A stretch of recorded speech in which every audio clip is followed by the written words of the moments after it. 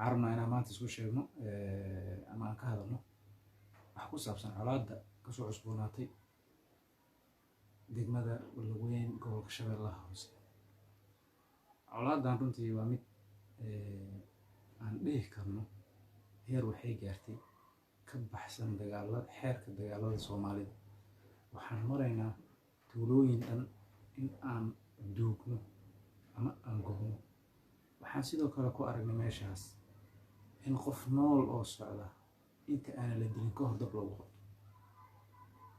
runtii xeerka Soomaalida dagaalka aad ay uga baxsan tahay arintaas waxaan rabnaa markiina ka hadalno yaa hurinaya yay tahay cidda dabada ka riixaysa colaadaas yaa ka dambeeya runtii su'aalahaas waxay tahay waxaan rabnaa inaan ku jeexjeexno videogeena maanta degmada Walaweyn waxay dhacdaa 9 كيلومتر قلبات مقالة مقدشو وانا مقالة ايامي قدام بي اما سنة قدام بي عاد وسوكور بيسير على هذا ومقالة تاريخية ما هي ولوين دقمو دوان حتى دقمني ماذا قالتي ودقمو فوقان يعني حلي سياد برسيد عن قياسة قالتي دقمني ماذا مركا waxaan rabnaa inaan isdul taagno waxa ku saabsan colaadda degmadaas cidda hurinaysa degmadu waxaa wada dega qabaa'il fara badan oo Soomaaliyeed qabaa'ilkaas wada dega laba qabiil oo kamid ah ayaan halkaa hadda isku haya colaaddaas runtii waxaan dhihi karnaa ma ahin colaad ka dhaxaysa labada qabiil ee hadda isdiriraya ee waxaa gadaal ka riixaya dadyow ama aan dhihi karno madax sarsare ha ahaadeen ama madax maamul goboleed ha ahaadeen oo arrintaas dabada ka riixaya waxaan ku dhihi karnaa dadkaas waxay ahaayeen dad walaala oo wada degan weligoodna wada deganaan jiray waxna isla dhistay maamul isla dhistay walow maamulkii markii dambe la isku fahmi waayo oo la isku qabtay marka waxaan rabnaa inaan isdul taagno qodob qodob su'aalahan isweydiinayno inaan ka jawaabno degmada Walaweyn waxaa madax gudoomiye ka ah in la yiraahdo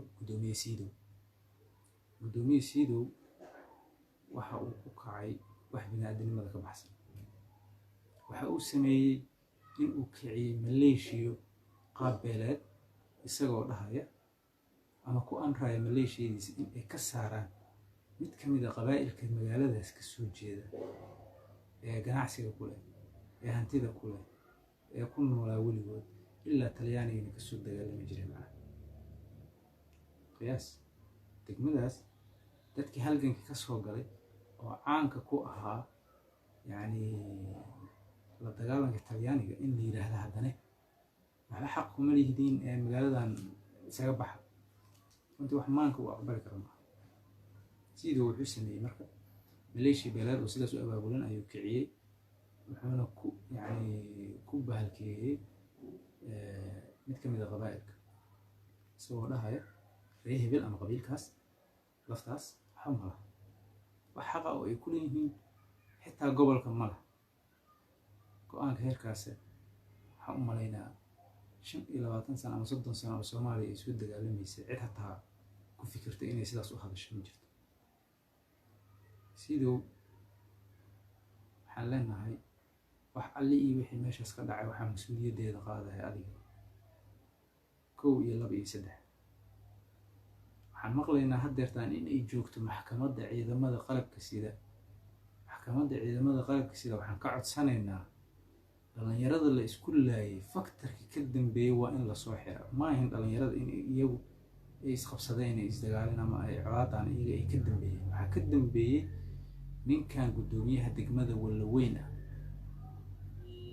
inta asaga uu banaanka joogana colaadaas way jiraysaa amarkiisa lagu dumiyay tuulooyin fara badan amarkiisa lagu gowracay dad amarkiisa lagu dilay ama lagu gubay dad nool waxaan u maleynaa hadalkayga inuusan ahayn waxaan iska dhahay waxaan haynaa caddayn cod ah oo uu kula hadlay maleeshiyadiisa oo group isagu u sameeyey iyo qurba joogta qabiilkiisa.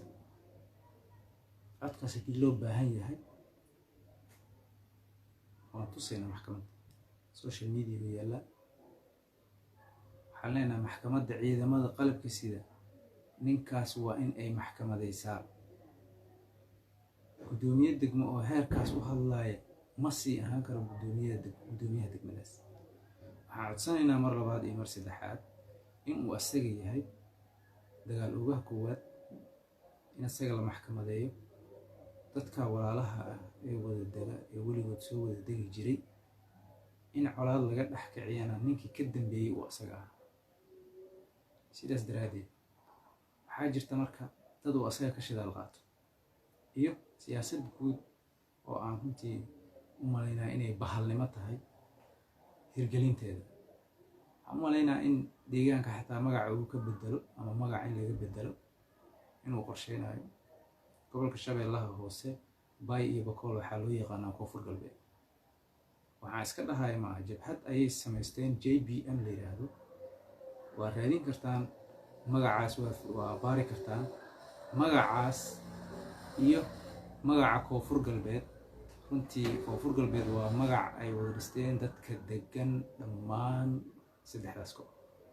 laakiin saaxiibkay asaga ninkan la yidhaahdo siidow iyo saaxiibkiis lafti gareen waxay qorsheynayaan inay u bixiyaan deegaanka koonfur galbeed magaca la yidhaahdo Mayland. waxaan iska dhahaya ma aha, meelo fara badan ay ku sheegeen. waxaa ka mid ah dadka ay social media u isticmaalaan ninka la yidhahdo macalinka lugeeye iyo dad lamid ah oo aada u dhiirigeliya macnaha in magacaas la hirgeliyo. marka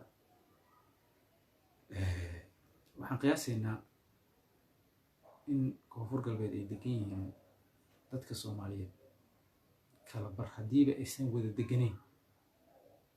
koonfur galbeed ma lahan 2 ama 3 qabiil, xitaa 2 qowmiyadood oo keliya ma lahan karto.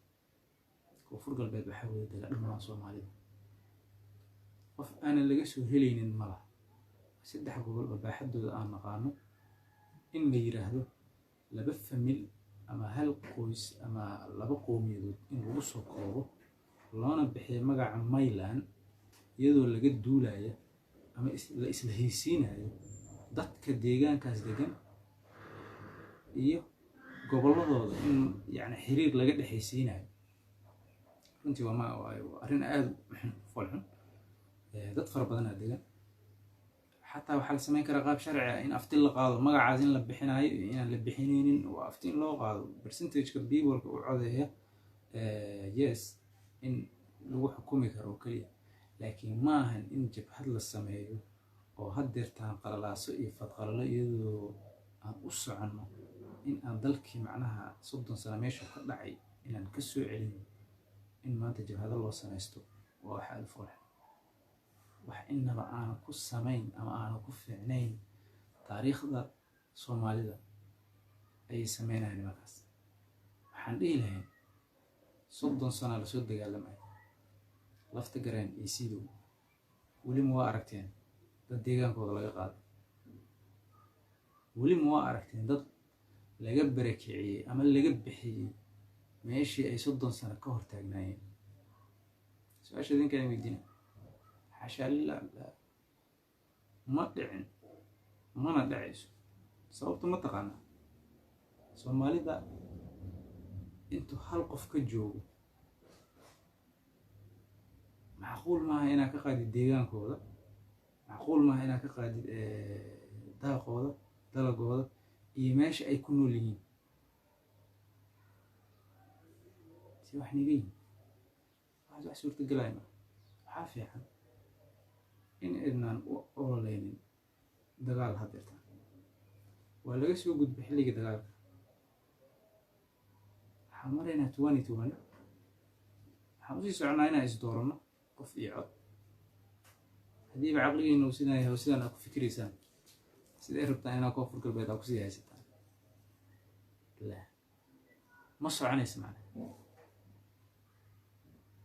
dadka soomaalida laguma lahaado qori caaladi, waxaa lagu kasbadaa oo keliya walaalow aan wax wada qabsano aan wax wada yeelano.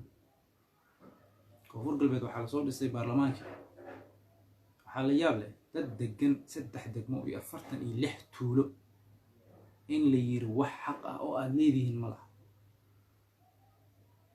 3 degmo iyo 46 tuulo in la yiri يعني wax aad leedihiin oo xaq ah haba yaraatee ma laha.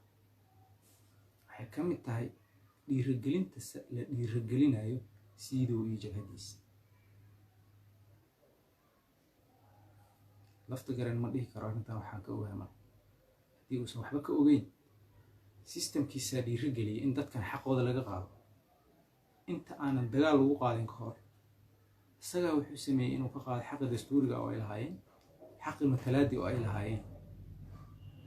maadaama xaqi matalaada adiga aad ka qaaday, waxaa sahlanaatay in weerar lagu qaado, in jabhad loo abaabulo, in la barakiciyo, la dhaco, la dilo, la boobo.